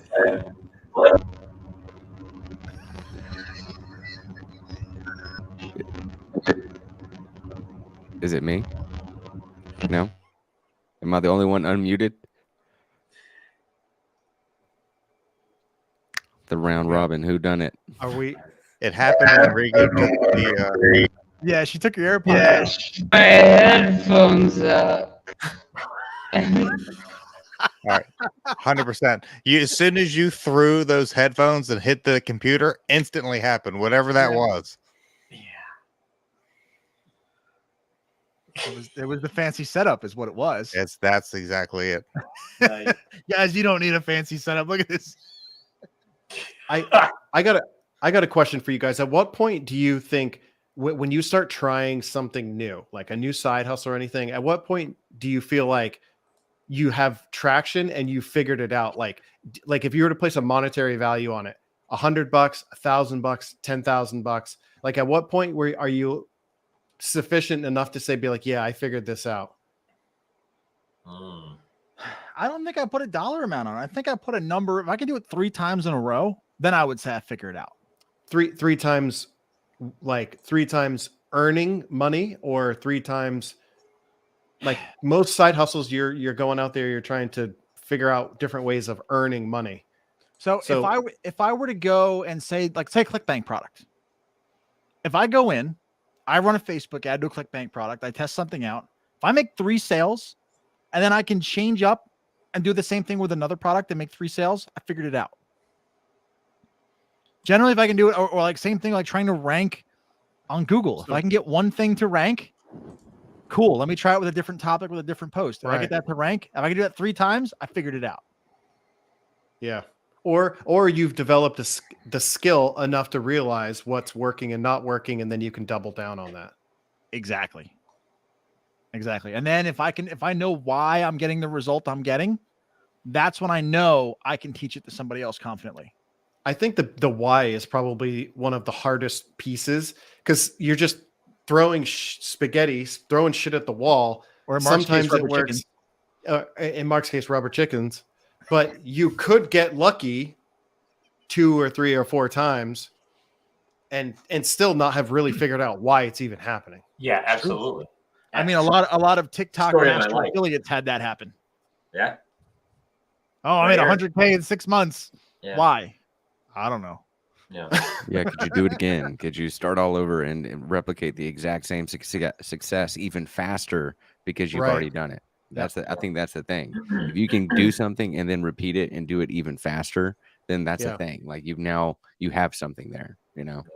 Yep. I think that's the mark of a true entrepreneur too, is many entrepreneurs don't just stay within one business model. A lot of times they get really successful with one business model, and then their mind starts to drift over into like, oh, I really wanted to try real estate. And then they just fail until they figure it out. And then they scale that up. And then they're like, oh, I'm tired of real estate. And then they go and maybe they get into the software game. And then they fail for 2 or 3 years with the software game until they figure out, that piece, and then they scale it up. But I think that's more of an entrepreneurial mindset, is they're always trying to figure out that why, like, what can I do to make this work? And then when it does work, scale it. Yep. Yeah. Smart. We actually software company budding. There's a continuous improvement processes, and when you think about Six Sigma and Lean, when you get into that, everything comes down to the root cause analysis, and it's asking why, until you get there, until you have a bad cake, right? Well, why was the cake bad? Was it because you did this? You didn't cook long? Were the ingredients not measured out? Were this? It's always becoming more efficient. And I always like to say this is, it's the entrepreneurial mind, but it's almost like millennials and Gen Zs are really the Y generation, WHY generation, because we have to uncover and We have this mindset that's always curious. Right. Instead of just believing what's right in front of us, we want to go figure it out for ourselves. It's kind of like what Gary Vee says is we kind of know what's resourceful. Yeah, that's perfect. That's so and good. even understanding why. Like I liken it to, say you've got a car that's a little like finicky and you just have to hit it in the dashboard in that one spot, like the radio's not working, you just smack it, and someone goes, "Well, no, I just smacked it to fix it." Well, why did that fix it? I don't know, but it does. That's not someone who truly understands what they're doing. They're just getting lucky every single time they hit the radio just right. You talk about Fonzie or something? Yeah, I mean that works too. But I'm the internet expert in my house. Every time my internet goes down, like the router's blinking, great, go unplug this stupid thing. Like for whatever reason, I'm the one person that can fix the internet because it's this. No, right? Like I don't know what I'm doing. That's the secret to life. Just turn it off and turn it back on again. Did you guys see that post in the thread earlier on the other place and I deleted it and I said belay that last thing? Did anybody see it before I deleted it? I was trying to load videos onto the thing that I'm working on all night and it would not upload. And I'm like, Jamar, what is going on? What is going on? And I walked away and I shut down what was on because I was so pissed off. And I was like, I don't even know how to find that page again. I came back, everything worked again. So I deleted my comment. That's all it was. I literally, like, after our discussion last night, I was working on it and the ratio of the thumbnails, nothing would work. It said error all freaking night long. And I shut down that app and then turned it back on. That's wild. I would dare to say that entrepreneurs struggle sometimes. I know this is wild, but Kurt's comment just made me laugh because the number one thing support says is to restart or shut it back down, right? Yeah. This might be a hurdle for entrepreneurs, but it's a different kind of mindset. I fucking hate calling anybody to ask for help. I don't want to talk. I want to be able to figure it out myself. So if there is something that goes down or it's complicated or it doesn't sync up, I just move on to the next thing and I forget about it if it's too difficult.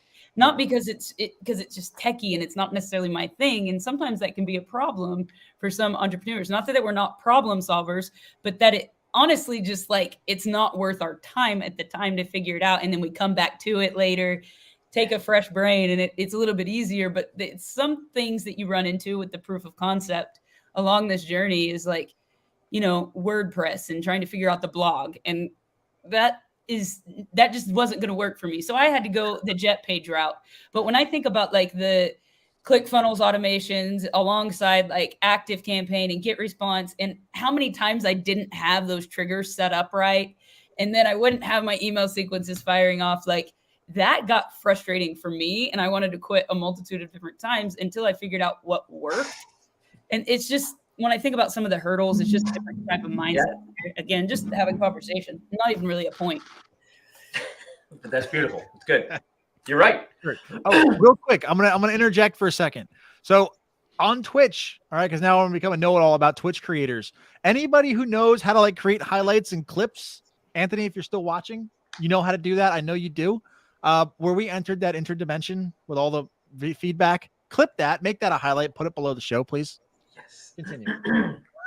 Nice. Because apparently that's a thing that you do as a Twitch creator. If something cool happens on the show, you go back, you clip it, and then people can watch it a bunch of times. Okay. Yeah, I don't know. That's the thing. So like Mark, every time we go, what are you drinking? Liquid Death? We're going to clip that. What? Yeah, what are you drinking? Oh, this? Yeah. That's another thing. I think entrepreneurs, we hyper-focus, become know-it-alls at whatever we're trying to do. Because again, we don't want to call anybody for help. We just want to learn it. Well, that's the thing. You're in a vacuum by yourself. Who are you going to call half the time, right? I mean, thank God Dom and Jason and Thad and Jamar and Regan, everybody's around because that's what happens. Sorry to get on the somber topic of courses that don't have coaching. You can't figure this stuff out on your own. Most people cannot. So you have to get help from someone. So when you go into a program or you're watching it on YouTube, YouTube's great. But if you're starting from zero, none of it makes any sense. That's my piece there. I don't know where I was going with that. Quick story. I mean, you guys know I used to sell cars. I used to sell Cadillac, and there was one guy who I sold an Escalade to in 2015. And at the time, that's the video in itself. Exactly. So I sold a guy an Escalade in 2015. At the time, he said, I run a marketing agency. And he was telling me what he did. And he did, SEO and keyword monitoring and backlinks and digital marketing, running ads and pixels and tracking and blah. And I'm sitting there as the finance, I'm doing finance as the paperwork at the time. I'm sitting there and my head's like glossing over because I'm like, what are you even talking about? Like it might as well have been in Chinese. Fast forward 7 years. And now I'm like, oh, nothing he does, I can't do. Exactly. Boom. You're him. Yeah. Well, not yet. He is a multiple 8, possibly 9-figure earner. He gave me he gave me the sandbag answer. So if anyone here is like, as a finance person in a car dealership, especially a luxury car dealership, there's two kinds of people. There's people who want you to know exactly how much they make, and they're going to tell you to the dollar. And there's people who make way more money than like anybody on the planet, and they don't want anybody to know. This guy was one of those. And the answer that they always give on a credit application, because it was a lease, they go, just use $1 million. That should be enough. Okay. Or just use 100. Just is use is that verifiable? Asking for a friend, is that verifiable? So if I were to do that, I mean, just saying, do a check. All right. This is by no means financial advice, or I'm not telling anybody to commit credit fraud. Nope. But if your credit is above a certain limit, 750 and above, usually, okay, there are no steps on the deal. The banks will pretty much just take your word that whatever you say is accurate. Because why do you have any reason to lie? You pay all your bills. They know you're responsible. But if your credit is lower and you don't have a history of paying, they're gonna be like, well, I want to verify what he says. Okay. So I'll let my friend know. Thank you. Yeah, no problem. Yeah, if you have credit, you can pretty much say whatever the heck you want. Okay. Just don't tell the person taking the application it's not true, because then they can't put it through. It's all hypothetical anyway. Hypothetical. Yeah. Yeah. You're not going to buy a car right now anyway because gas. Yeah, but I don't buy a like Tesla. I don't like. Yeah, that's true. I don't like putting money into my car, and I just had to put like $2,500 into it. When my cars start breaking, I get rid of them because I don't like. I don't like it. It pisses me off. Of everything I've ever owned, cars, they make me so mad. Make a car that lasts longer than 5 or 6 years. Yeah, I feel you on that. I just put $2,000 in mine, and the car just hit 40,000 miles, and I'm like, come on. Oh my god! Oh boy, that's crazy. Yeah. I mean, to be fair, that car's like 15, 16 years old too. It is, but it's been babied. It's only 40,000 miles though. Yeah. I mean, look, mileage does not matter when it comes to rubber seals and gaskets and electronic components. I guess fan motors and gas filler valves, metal filler valves. Yeah, it's true. I mean, rust, oxidation zero rust, zero oxidation. It was a manufacturer defect that they went and tried 4 different part numbers and they couldn't figure it out, so they discontinued it all, and now you're just screwed. Yeah. Well, I mean, Jamar's a German car guy, so he'll know this. Remember when Mercedes did the biodegradable wiring harnesses in the 90s? Oh, yeah. You just drive your old Mercedes. Yeah, this was like 1991-ish. If you have a 91 Mercedes and all of a sudden it just stops working, it's because they wanted to make their cars obviously more environmentally friendly. So the cloth wiring harness and the cloth insulation was meant to just biodegrade, because cars get scrapped. They just get thrown in a pile in the landfill. And again, that's called planned obsolescence. It's not called saving the environment. Yeah. Oh yeah, we're saving the environment. Okay. No. They'll charge you $800 to get that replaced. Oh yeah. Hey guys, I gotta dip out. Everyone have a great night. Later on. See you, man. Night. And now we're 5. It's like we're playing Survivor. Who's gonna win? Who's I'm gonna gonna dip off here in a second. Don't you have to eat, Regan? What? Oh, you ate at the thing. I said, don't you have to eat when you're at a hotel? You order room service. Oh, I already ate earlier. Yeah. Sorry, Mark's gonna have his You hotel just breakfast. Go there tomorrow. for breakfast. You know. Friday morning. Yeah. Friday morning. Yeah. Yep. Casa del Scotti. Yep. Yeah. Can't wait to see. Dude, I muted the damn mic like 8 times during the show and was talking to myself. I was wondering why you were quiet. You're so quiet. And every time then somebody else changes the topic, I'm like, I'm not going back. I'm going to be on camera talking to myself half the goddamn time. Jason's muttering him to himself again. Oh shit. Yeah. If anybody can play that back and just add like muttering to yourself, go do it. Video That'd be editors. great. Again, I left everything open to the crowd. So if you guys want to cut it up, make memes out of us, go ahead. Oh, really? Well, how does that work? Well, there's a privacy sweating. I made everything public on Twitch, but Sweet. apparently there's a setting that like if anybody can edit clips of our stuff. So if somebody wants to again make a meme, they can. Awesome. I don't know how to actually make a meme, but I know it's possible because I allowed it to happen. Am I going to end up in some sort of Japanese anime or something? You could. Yes. You act like that's the This first is the time. internet. Like anything we put True, out there, like but yeah. I mean, look, it's gonna be me or Thad in a box. That's gonna happen. I mean, it's just here's the thing: if you're gonna be an internet creator, just know that the internet may or may not do some ridiculous things to your likeness and your image, and that's not a bad thing. No press is bad press. Is that the saying goes? Well, Or just think no- about all those there's bad like press? No such all thing those as bad memes from like 10 years ago, 15 years ago that are like all the like the people have grown up and they're like, oh, where are they now? And like, they had notoriety like throughout their life. Oh, I was that little girl standing in front of that burning fire with the burning the house on fire. yes. So it's like they have that notoriety that Mhm. for doing nothing but just being themselves and getting caught in a picture and letting the internet do its thing. I love it when the internet does its thing. That's my favorite thing about like content creation. Is just let the internet do its thing. And you got to be okay with it. Yep. Like- The internet always wins. Because I'll tell you what, 'cause I experienced it. I mean, again, last summer when launching Brand Bueller Method, like the internet had its way with me and Adrian with stitches on TikTok. Yeah. And you know what? As much as people hated and commented and said what we were doing was bullshit and blah, blah, blah, blah, blah. The amount of people that DM'd me like, thank you for saying what we're all thinking. Thanks for this. And like the amount of people that just didn't say anything at all and just bought, gave us money. I'm like, yeah. And it happened again when I launched my course back in March. Yeah. All the haters will talk. They'll make memes. It's going to hurt. It's going to suck. But the people that love you aren't going to say anything. They're just going to click through and buy. You're stealing my commissions, dog. That was a good one. I work I hard work for hard it. for these. Yeah. That was, Well, but that's yeah, the thing that a lot of people forget is that majority of people who are scrolling social media, whether it be Facebook, Twitter, TikTok, whatever, you know what I mean, Instagram, they're voyeuring. They're not even like creating. And those are the people that wind up spending money and buying something from the creators, whether it's courses, it's merch, it's, whatever, that's the majority of people that are using the internet is just people just killing time, scrolling through, trying to escape some, dreary day job or, whatever kind of dopamine they've fixed that are looking for. It's funny. I met somebody. I met a marketer that he only emails his list at 2:30 a.m. and like sets it so that no matter where he is there on the globe, they get the email at 2:30 a.m. I was like, why do you do that? He's like, people that are up at 2:30 a.m. buy shit. Nice. I was like, There's okay. a reason why there's infomercials at 2:30 a.m. Yeah, he's like, they're up, they're scrolling. My email hits their inbox. Like, oh, that looks cool. Let me fucking buy it. I was like, oh my god, that's brilliant. That's an interesting strategy to play Do around with.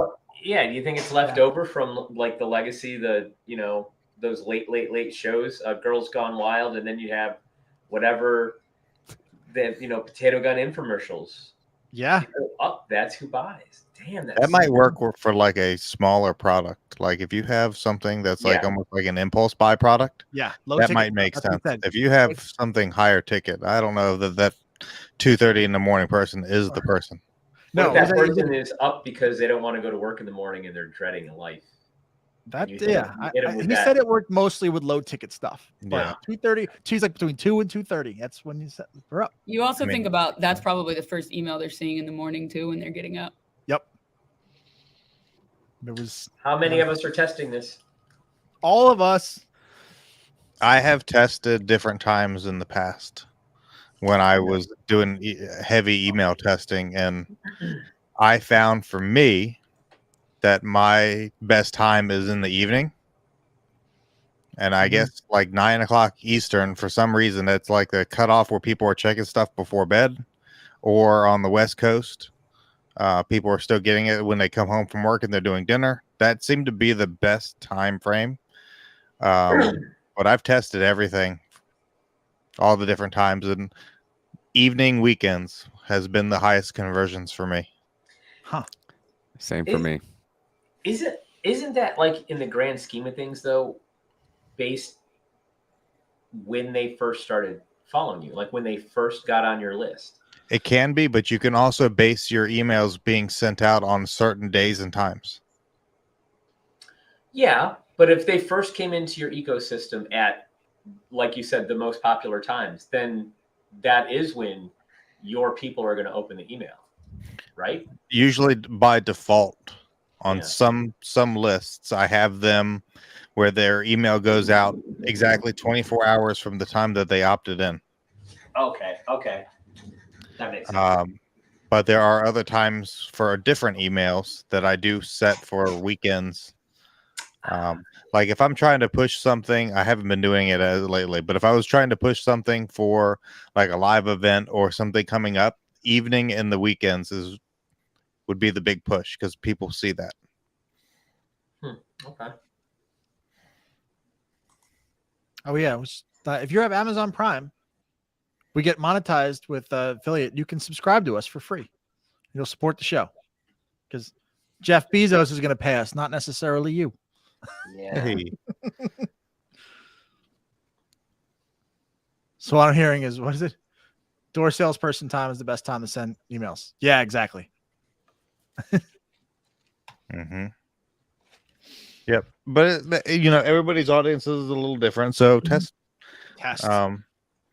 everything you guys do. Obviously, if you guys are first getting started, do one thing and just try to get good at it. But as things start to season and progress, start testing certain things. Test different email times, different email strategies, your different content strategies, writing styles, short emails, long emails, different calls to action, like maybe your opt-in page. Test everything at some point until you can get it figured out and figure out your audience. And once you get some stuff dialed in, I do a whole lot less testing now than I did 2 years ago, where I felt like that's all I did was test. I have a follow-up question on you, Jason.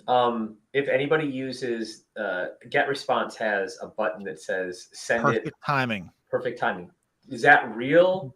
Dude, that's the only thing I miss about GetResponse. Kartra doesn't have it, does it? No. And it annoys the hell out of me. Because Kartra will tell you weekend evenings or weekday Thursday evenings. Like it'll tell you when's your best time. But that says your list as a whole. Right. What GetResponse did was GetResponse kept track of that at the individual level. Yeah. I tested with and without, and that was like 10 points of open rate, having that button on and not having that button on. But I would not leave Kartra for GetResponse over that button. And also the thing about GetResponse I liked was I see Jonathan Montoya do it all the time with his Watch Me Print Money, and it's like the globe, and it shows as people open your email in real time. Yeah. It's the coolest visualization I've ever seen. That's the only place I've ever seen it. I did like that a lot. Like, such and such in St. Louis, Missouri, opened your email. Someone over in England opened and it's cool because you just see the wave across the world. Yep. Yeah. I do enjoy that's two things I wish would come to Kartra that are not on. Put in a Kartra support ticket for that. Yeah. Feature request. Speaking of support tickets, JetPage had another person ask me today. Are they gonna? I know we talked about it with them in the beginning. If anybody has followed up, putting a pop-up on JetPage so we can capture email, or is it still going to be subscribed? I asked Odie about that, for day one. I'm like, that's what I want to see. Yeah. Yeah, I did too. I asked him, and I got nothing. But it's like it's on the list of things to do. Yeah. I don't know what priority any of the new things are going to be pushed out. I have no idea. For marketers, that's like a priority. For us using it, that's like one of the number one things. Yeah. So I have a 50% opt-in rate on my JetPage. Really? On the subscribe thing? How? Do tell. Like, what do you do? Is it just it's literally just the button up top, button at the bottom. That's it. Well, on like one of my articles, I have a 50% opt-in rate without a pop-up or anything. That's awesome. I guess it's the way it's written. I actually was looking at my analytics today. Remember when I dropped that message in the chat? I was looking at my form analytics, and it's a 50% opt-in rate for one of my articles. So your call to action and your offer must be really good. Spot on. I don't have an offer in there. There has to be. It's just a well-written article. So what are they signing up for? A document describing everything that I. That's the writing. offer. That's the offer. What I'm saying is like it's not an actual. I'm not giving anything stacked on top of the actual upfront offer with it. That's what I'm saying. It's there's no bonus. There's no bonus.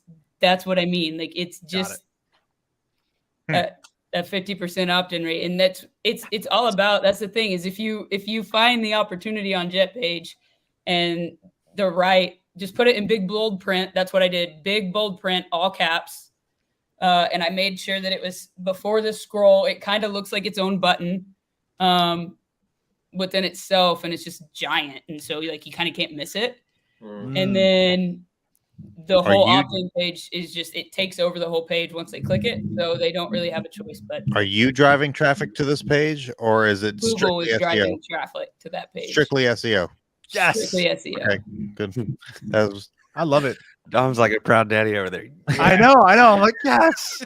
Hey, Dom, I still only have 4 articles. That's fine. It's okay. I'm just dead. It's just like the goofiest thing on earth. Like, put it out there. Find your opportunity. Put it out there. And then just build the rest of the content around that because it'll naturally, organically flow through the rest. Yes. And if you think that it's as complicated as having this magic pop-up sit in there, yes, that's going to help you capture more emails. But realistically, just write the damn article to be well-written content and provide the value and answer the questions that people are asking. They're going to opt in. I love it. No, I just get excited because I know when I launched my shit back in March, it's going to be a while before people start getting results. The fact that people are getting them now, like, I love it. I'll send you the link to it, Jason, so you can see how it is. What's that, Mark? You might have gotten 2 people off Reddit today, Dom. I'm still trying to figure that out. Nice. Well, speaking of Reddit, Jason's been having some Reddit juice too. Yeah, from those 3 hours that I put in, like what, a month and a half ago, I'm getting people messaging me. They're like, "Hey, I'm sick of all this other crap, and you're the only one who's actually provided good answers with good direction. Can you please help me?" That's good. Yeah, Reddit, like old internet sites. That's where the gold is. And that's a hot lead. And yeah, I mean, this was 3 hours of work. I made like what, 150 something. I can't even remember what it was. I made 150 something for 3 hours of work. And now I'm still capturing hot leads, which potentially might be making more. I'm not really tracking if they're buying anything now. I'm just letting it go because it just was what it was. It was a good test. But yeah, that's killer. Yeah, and anything that gets indexed in search is like it's there for the internet is forever. Yeah, lean into that. So we were talking about search and doing TikTok search because technically what I hear, I don't know if it's true. I haven't fact checked it yet, but TikTok is now the #3 search engine. So there's a lot of people making content of they search on TikTok to see if they can find a video before they buy or do something. So they're now using keywords and keyword search and TikTok. Yeah. So I think like I haven't been doing hashtags because my no hashtag strategy has been making my stuff freaking pop off and go absolutely bananas. Now, here's my thought though, right? What is driving TikTok search? Why does somebody search something on TikTok? Are they searching because when somebody goes to Google, it's because they don't know how to do something? Okay, I am a TikTok searcher. I'm going to be really honest with you. Really? That's how I figured out how to take my wallpaper off my wall. That's how I figured out how to cut a watermelon. When I made that video the other day, I literally meant I'm telling you, like my content is very real life. I'm a TikTok user. That's how I actually generate my content and in the mindset of a user. Because I love content. It's just, I'm bored. I'm ADHD. It just attracts me. So I get on there and I search for things that I want not necessarily a fast solve to, but like somebody who gets straight to the point. I don't want the bullshit fluff. I just want basically the Cliff Notes version of what YouTube is now. Wow. Because generally for me, when I go to search on TikTok, it's like, oh, I remember seeing this video. Let me try to find it again. That's why I'm a TikTok searcher. Yeah, boy, and our mindset is different from the retail person of like what Regan's doing. People are going there to find stuff to learn. They're looking to find stuff to buy. They're looking for recipes. They're looking for all kinds of things in search now on TikTok. See, I'm still a Googler. I actually use TikTok to find a fried chicken recipe around New Year's Day because I cook fried chicken every New Year's Day as a like a ritual. And yeah, that was it. Well, I scrolled through until I found one that I liked, made it. It was absolutely 100%. amazing. So and now I've got a bomb ass recipe. Becoming the new thing when we definitely need to leverage TikTok. And so I know some of the strategy, like where you put your name at the top. Obviously, you can keep your name. Has that been proven though? Because I By feel like that's how things on TikTok start. Like someone says something, a video goes viral, and everybody does it. Now that's the thing to do. Oh, it's actually proven. If you go look on TikTok right now and type in personal brand in the search bar, my profile will be the top of the users. Yep. Because I actually learned from somebody who did TikTok username SEO.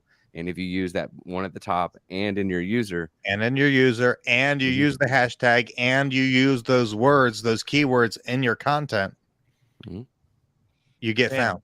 So I don't know what mine is now. I think I had don't WhatsApp me. That's a scammer.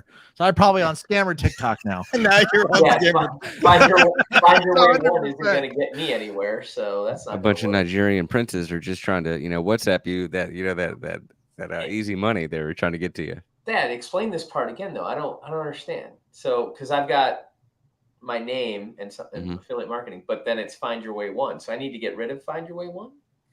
Well, basically, the way I discovered this lady who was talking about doing it, and she was actually helping people actually rank their profiles in the user search for different categories. And the way she described it is like whatever you want to be, whatever your thing is, that needs to be your top name, and it also needs to be included in your name in the middle. And that's all I did. Now I've used personal branding hashtags and random videos, but I changed just those two things and I immediately am at the top of the search for anybody that might be looking for personal brand under the users. Now, not for videos because there's people that have gone way viral and those are always going to be at the top until someone else breaks that record. But yeah, if you change that top name and the middle name and you go to users, type in whatever your niche is, you'll be the top. So the search function is actually working a little bit differently too on TikTok. I realized this the other day when I was creating some stuff that I'm putting together for how to create content, how to research it. It's not sorting in the same order that it used to, even if you put in the certain filters for the timing. It's actually showing those top videos still on top. So that being said, that must have been the start to the push to the SEO when I started doing that research. I was trying to figure out what went different. So that's when I kind of started tweaking my captions. You'll probably see some of it now, just the people that are here watching, and you guys will see the wording. It used to just be to kind of make, how I used to put my caption itself was to just kind of make people want to watch the video longer to build a little curiosity. Now I'm just switching it to more keyword based. Huh. It's something to test. I'm actually intrigued to put that to work and see how legit it is and see if I can't find that process and go with it. Cause it's weird stuff like that I get nerded out on, to be honest with you. Oh, let's try that.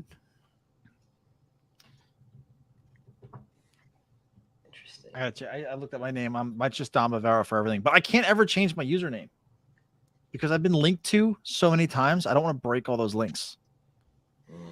I can't change my middle name. There's a couple TikTok coaches who I'm on their radar screen, and they have email stuff on their list that goes, "Go follow Dom Bavaro to learn this thing." And they give my username in their automated email sequence. If I change my user, people probably search me and follow me. Because I'll see days where I get 10 video views. I have no views because I haven't posted in a while, but I get a bunch of follows. And I was like, why the hell is that? And then someone messaged me and they're like, I got recommended to go follow you when I've taken a TikTok course. And I was like, I can't ever change that. Is that what Jonathan is asking? What? How'd you actually implement the third-party links username? Yeah, pretty much. Basically, that's literally what I'm saying. So if you're just starting out and you haven't been like new account or just take the hit, I mean, I don't know. I'm just gonna let it ride.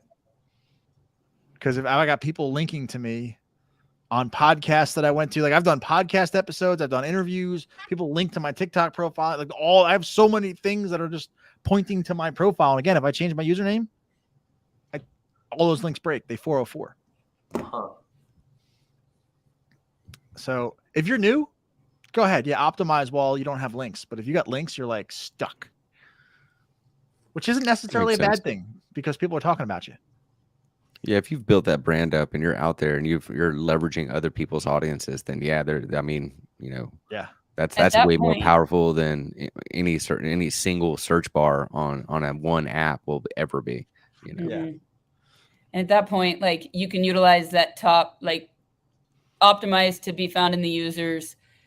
Everything else will just kind of like naturally, organically optimize your call to action, your hashtags. At that point, it's going to get found. Like your name's not going to make that big of a difference. But if you can optimize it in the beginning, then do it. Like it's just one of those things. Don't overthink it. And if you find yourself 6 months down the road with no traction, then you should probably make a switch. But yeah, I mean, it's funny we talk about like optimizing and search and stuff. That's why I go by Dom online, because like if I put Dominic, there's like 6 other Dominic Baveros, not related, but if I go Dom, I'm the only one. That's why I started that. I just became Dom now. Like that's bled over into real life. Now we just need to fit you in a box. It's true, dude. It is probably I should have. I just cardboard went out last night. In a box. As long as it's the big head in the box, not the little one. Whoa. I don't know. We're the after hour stream. It's fine. Community guidelines don't apply after the hour mark. So they're doing a halfway OnlyFans crap on this app, aren't they? That's true. I should switch us to what was it? Hot tubs, bars, and beaches or something? What's that friggin'? Someone will let us know in Twitch if they're Twitch people. There's that category. It's just half naked people. Not that anyone. I don't know. What half? What half? That's true. All right, y'all. But, yeah. I gotta go brain dump some more today or tomorrow. So I'm gonna go get some stuff done too. I'm out of here. So guys, everyone, thanks for tuning in. We will see you in 2 weeks. Great show, everybody. Great show. Yes. And then again, let us know, follow us, drop us messages. What games you want to play with us? We'll figure out gaming because we got to get our stream hours up. So Squid Game. What? Squid Game. I don't Squid Game. Whoa, calm down. Calm down, Mark. Come on now. All right, everybody. Bye. All right.